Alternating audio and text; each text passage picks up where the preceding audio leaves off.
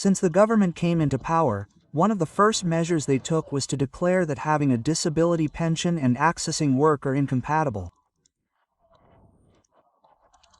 So those who had managed to get a job, which for people with disabilities are always unstable and low paid, had their pensions taken away. That was the first thing they did, and then, what we are seeing now, this massive drop in pensions, around 100,000 pensions across the country that have been cancelled. Then, as a result of a fraudulent audit they implemented, which is actually a fancy way of calling it, a disguised way of calling it, a brutal cut in pension policy, and today we see people with disabilities who are pensioners, wandering around Andy's offices asking, requesting information, wondering how they can recover it and knowing that it is a labyrinth of bureaucracy,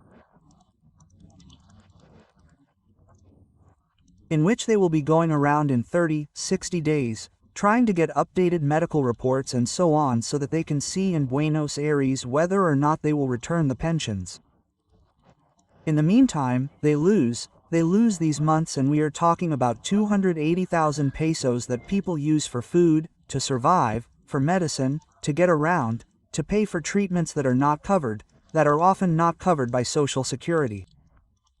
The pension is not just the pension, it is also the possibility of accessing a program called the Incluir Salud program, which is like a kind of Social Security for those people who do not have other Social Security, and that allows them to access benefits for disabilities, education, support teachers, transportation, day care centers, etc., etc. And today everything is at risk. What?